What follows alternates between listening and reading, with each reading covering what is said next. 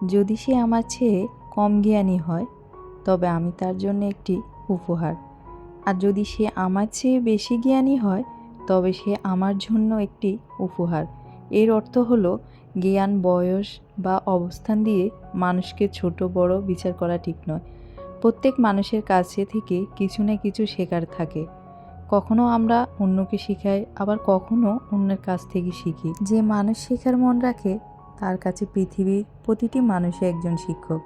বিনয় মানুষকে ছোট করে না, বরং আরও বড় করে তোলে।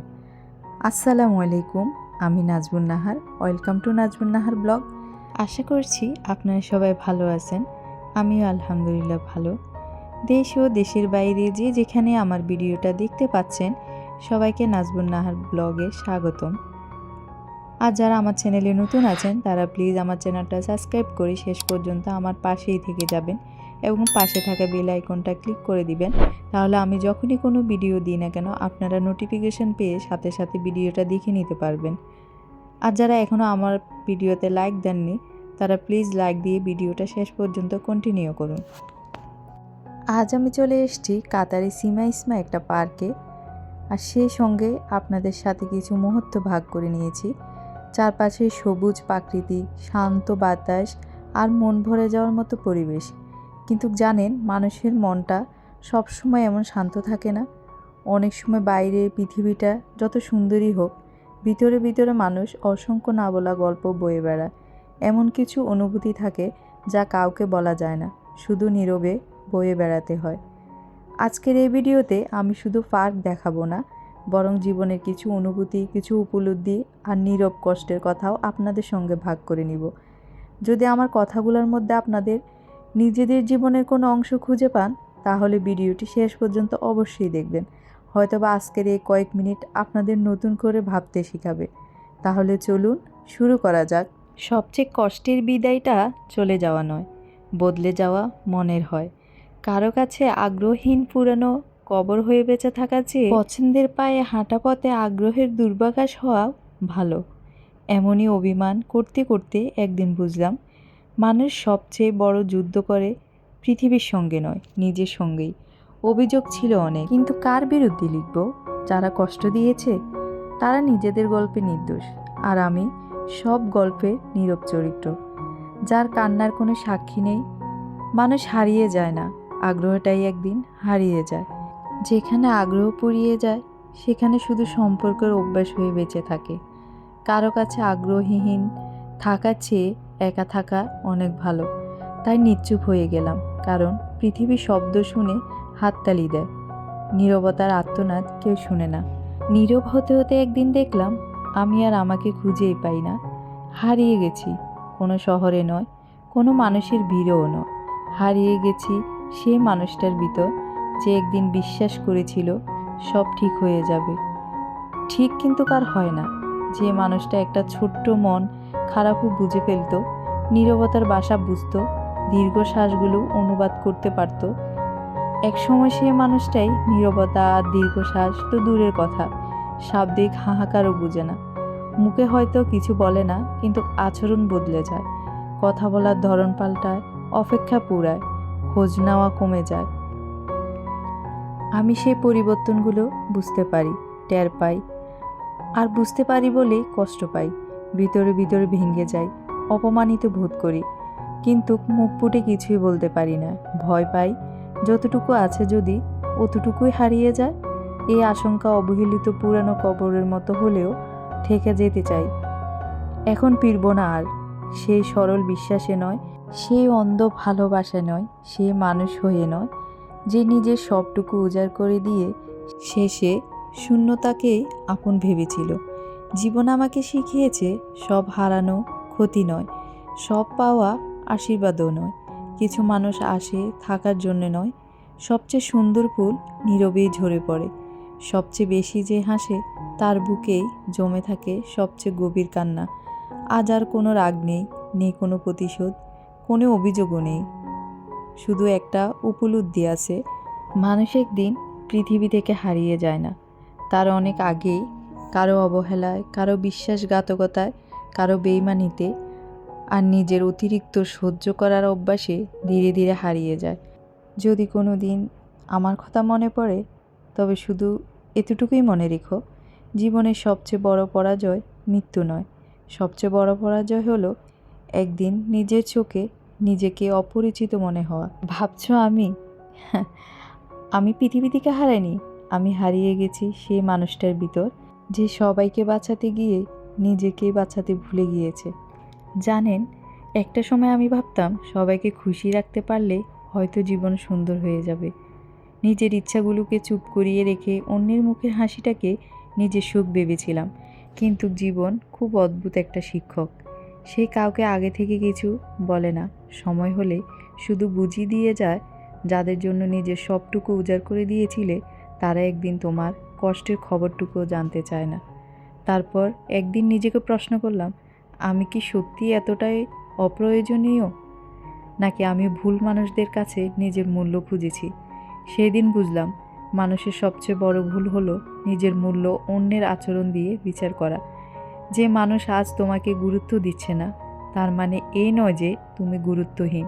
হয়তো তুমি ভুল জায়গা দাঁড়িয়ে আছো। জীবনের কিছু মানুষ আসে শুধু একটা শিক্ষা দিয়ে চলে যাওয়ার জন্য, তাদের ধরে রাখার জন্য নয়, তাদের কাছ থেকে শেখার জন্য। আজ আমি কাউকে দোষ দিই না, কারণ সবাই নিজের মতো করে বাঁচতে চায়। শুধু একটা জিনিস শিখেছি, নিজের শান্তির চেয়ে বড় কোনো সম্পর্ক নেই, নিজের আত্মসম্মানের চেয়ে বড় কোনো ভালোবাসা নেই। আজও আমি ভালোবাসতে জানি, আজও মানুষের জন্য দোয়া করি, কিন্তু এখন আর নিজেকে হারিয়ে কাউকে ভালোবাসি না। কারণ আমি বুঝে গেছি, যে মানুষ নিজের ভিতরটা ভেঙে ফেলে অন্যকে আগলে রাখে, শেষ পর্যন্ত তার হাতটাই সবচেয়ে বেশি পাকা থাকে। এই পৃথিবীতে সব মানুষ তোমাকে বুঝবে না, সবাই তোমার নীরবতার মানে খুঁজবে না, তবুও জীবন থেমে থাকে না। সূর্য প্রতিদিন যেমন নতুন করে উঠে, তেমনি মানুষও একদিন নিজের ভাঙ্গা অংশগুলো জোড়া লাগিয়ে আবার বাঁচতে শিখে, হয়তো আগের মতো নয়, কিন্তু আরও শক্ত হয়ে।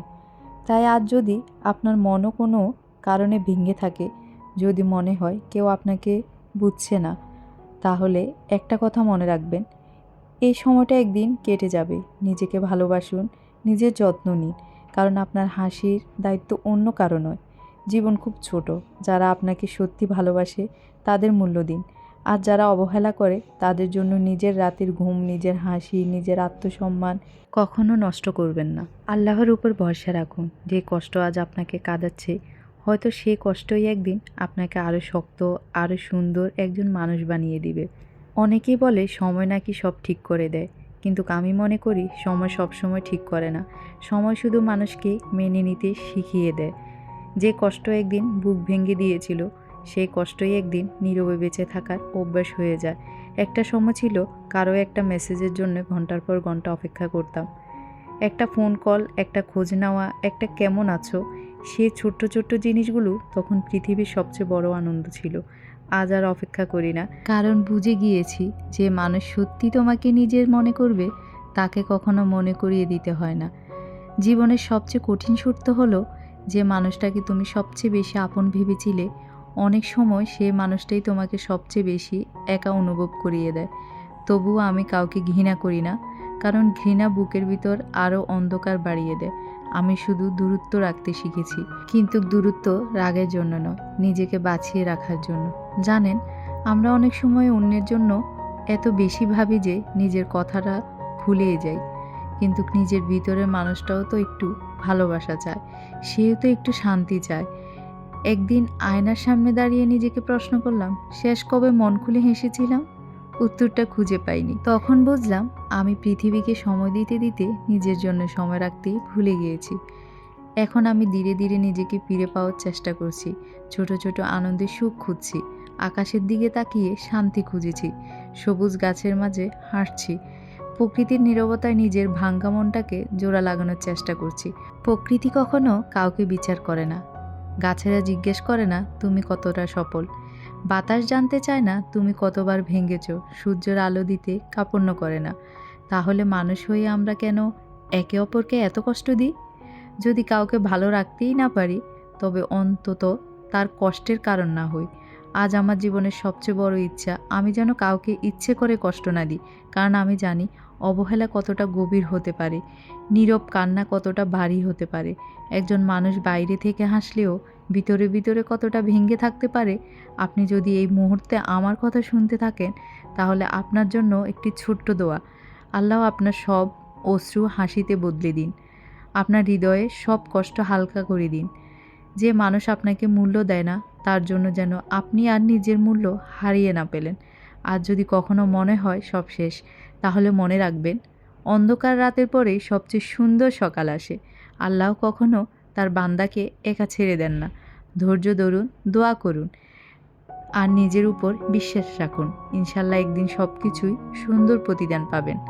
আর একটা কথা কি জানেন, জীবনের সবচেয়ে বড় কষ্টটা সব সময় কান্না নয়। অনেক সময় সবচেয়ে বড় কষ্ট হলো সব ঠিক আছে বলেও হাসতে থাকা, অথচ ভিতরে ভিতরে প্রতিদিনই একটু করে ভেঙে পড়া। মানুষ ভাবে সে হাসছে, সে নিশ্চয় ভালো আছে, কিন্তু সব হাসির আড়ালে সুখ লুকিয়ে থাকে না। কিছু হাসি থাকে শুধু চোখের জল লুকানোর জন্য। আমরা সবাই জীবনে এমন কিছু মানুষের সঙ্গে পরিচিত হই যাদের জন্য একসময় পৃথিবীটা খুব সুন্দর মনে হতো। তাদের একটা খোঁজ নেওয়া, একটা কথা, একটা উপস্থিতি মনকে শান্ত করে দিত। কিন্তু সময় বদলায়, মানুষ বদলায়, আর সেই সঙ্গে সঙ্গে বদলে যায় সম্পর্কের সঙ্গ।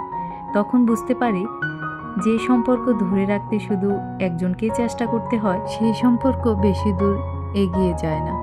সম্পর্ক সুন্দর হয় তখনই যখন দুইজন মানুষ সমানভাবে মূল্য দেয়। আজকে আমার গল্পটা কেমন লেগেছে অবশ্যই কমেন্ট করে জানাবেন। যদিও গল্পটা আমার নয়, আমি এই গল্পটা পড়ে শোনালাম আপনাদেরকে, তারপরও বলবো এই গল্পটা আপনাদের কেমন লেগেছে অবশ্যই কমেন্ট করে জানাবেন। সবাই ভালো থাকেন, সুস্থ থাকেন। আসসালামু আলাইকুম।